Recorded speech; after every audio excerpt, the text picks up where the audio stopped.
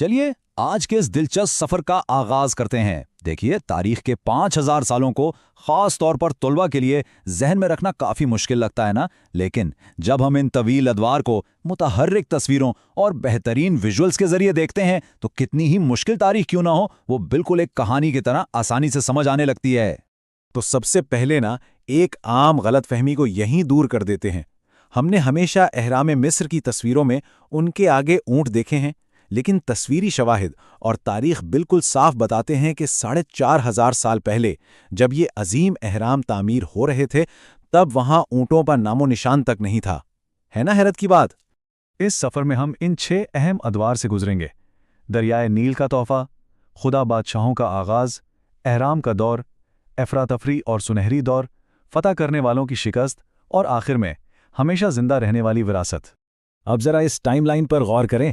طلبہ کے لیے ایسی ٹائم لائنز واقعی جادو کا کام کرتی ہیں، کیونکہ یہ 5000 سال کے نظم و نسق، اچانک آنے والی افراتفری اور نیا آغاز کا مکمل نقشہ ایک ہی جھلک میں پیش کر دیتی ہیں۔ پورا تاریخی خاکہ ذہن میں ایزیلی فٹ ہو جاتا ہے۔ تو آئیے پہلے دور کی طرف بڑھتے ہیں، دریائے نیل کا تحفہ، یعنی صحرا سے تہذیب تک کا سفر۔ اب اس واضح تصویری فرق کو دیکھیے۔ 10,000 سال پہلے زمین کے محور یعنی ایکسس میں ایک معمولی سا جھکاؤ آیا اور اس نے ایک سرسبز علاقے کو جلتے ہوئے خشک صحرا میں تبدیل کر دیا۔ اس اچانک ماحولیاتی تبدیلی نے خانہ بدوش شکاریوں کو مجبور کر دیا کہ وہ اپنی بقا کے لیے واحد قابل بھروسہ پانی کی طرف بھاگے، اور وہ تھا دریائے نیل۔ ظاہر ہے خانہ بدوشی چھوڑ کر ایک جگہ بسنے کے لیے ماحول کا گہرا مشاہدہ بہت ضروری تھا۔ طلباء اکثر یہ جان کر دنگ رہ جاتے ہیں کہ یہ پتھروں کا دائرہ اصل میں دنیا کا سب سے پرانا کیلنڈر اور ایک فلکیاتی آلہ تھا، جسے 7000 سال پہلے گرمیوں کی اہم بارشوں اور فصلوں کا وقت طے کرنے کے لیے بالکل درست طریقے سے استعمال کیا جاتا تھا۔ اس کے بعد شروع ہوتا ہے دوسرا دور، خدا بادشاہوں کا آغاز، جب زمینوں کا اتحاد ہوا۔ تاریخ کو محفوظ کرنے میں ویژولز کا کردار ہمیشہ سے اہم رہا ہے۔ یہ رسم تاج پوشی کی تختی جو آپ دیکھ رہے ہیں، یہ اصل میں مصری معاشرے کی بنیادی دستاویز بن گئی تھی۔ اس نے نہ صرف بادشاہ نارمر کو بالائی اور زیری مصر کو متحد کرتے ہوئے دکھایا، بلکہ آنے والے ہر فرعون کی ایک مقدس شکل ہمیشہ کے لیے طے کر دی اور تصویری رسم الخط کی بنیاد رکھی۔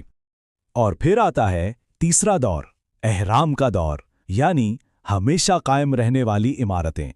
23 لاکھ، جی ہاں، یہ کوئی معمولی ہنسا نہیں ہے۔ یہ ان چھونے کے پتھروں کی عظیم تعداد ہے جو گیزا کے سب سے بڑے اہرام کو بنانے میں استعمال ہوئے۔ اور ایک بے حد دلچسپ حقیقت جو اکثر فلموں میں غلط دکھائی جاتی ہے، وہ یہ کہ ان اہرام کو غلاموں نے نہیں بنایا تھا، بلکہ 8000 باقاعدہ سرکاری کارکنوں نے بنایا تھا، جنہیں بہترین خوراک اور طبی سہولیات دی جاتی تھیں۔ اب ان عظیم عماراتوں کے اندر ہمیشہ کی زندگی پانے کا خواب تو تھا، لیکن اس کے لیے اس دور کے سرجنوں نے ممیفیکیشن کا جو طریقہ ایجاد کیا وہ کافی حیرت انگیز اور تھوڑا خوفناک بھی تھا۔ یہ سائنس اور عقائد کا ایک عجیب امتزاج تھا۔ دل کو چھوڑ کر جسم کے تقریباً تمام اعضاء نکال لیے جاتے تھے۔ ویژولز اور اسٹیپ بائی اسٹیپ پروسیس سے یہ مشکل عمل کتنی آسانی سے سمجھ آ رہا ہے نا۔ اب بڑھتے ہیں چوتھے دور کی جانب، افراتفری اور سنہری دور، جہاں زوال اور نئی شروعات دونوں ملتی ہیں۔ تاریخ میں ایک موضوع بار بار سامنے آتا ہے۔ ہکسوس نام کے بیرونی حملہ آور آئے اور اپنے ساتھ گھوڑے، رتھ اور جدید کمان جیسی خطرناک فوجی ٹیکنالوجی لائے، لیکن مصریوں کی ذہانت دیکھیے۔ انہوں نے گھبرانے کے بجائے ان نئے ایجادات کو فوراً سیکھا، اپنایا، اور پھر انہی ہتھیاروں کی مدد سے مصر کا سب سے امیر سنہری دور قائم کر دیا۔ کیا کمال کا کم بیک تھا! اور دلچسپ بات یہ ہے کہ مختلف مذہبی کتابوں جیسے بائبل اور قرآن میں بھی ہمیں اس دور کی ثقافتی عکاسی ملتی ہے۔ حضرت یوسف کا معیشت کو سنبھالنا ہو یا حضرت موسیٰ کا فرعون رامسیس کے سامنے کھڑا ہونا، یہ متوازی کہانیاں اس دور کی بے پناہ دولت، شاہی غرور اور آخری معاشی دباؤ کی ایسی بے لاگ تصویر کشی کرتی ہیں جس سے طلباء کے لیے اس زمانے کا مزاج سمجھنا مزید آسان ہو جاتا ہے۔ اور اس طرح ہم 5ویں دور میں داخل ہوتے ہیں، فتح کرنے والوں کی شکست اور دوسری سلطنتوں کا انضمام۔ یہاں اس ٹیبل میں سب سے اہم نقطہ سامنے آتا ہے جسے ہم مغلوب فتح مند کہہ سکتے ہیں۔ کشائٹس ہوں، لیبینز ہوں یا گریکس، ان فوجی طاقتوں نے ملک پر قبضہ تو ضرور کیا، لیکن مصر کی پرکشش اور طاقتور ثقافت نے خود انہی پر قبضہ کر لیا۔ وہ سب کے سب مکمل طور پر مصری رنگ میں رنگ گئے۔ یہ ثقافتی طاقت کی ایک بہترین مثال ہے۔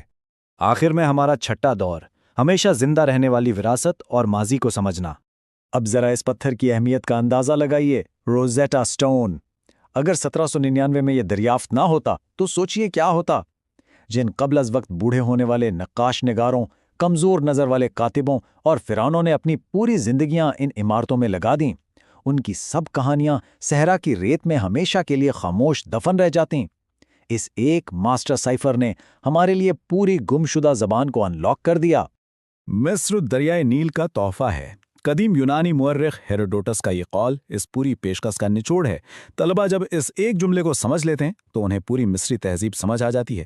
اگر وہ صرف ایک دریا وہاں نہ ہوتا تو 5000 سال پر محیط یہ شاندار تاریخ وجود میں ہی نہیں آتی۔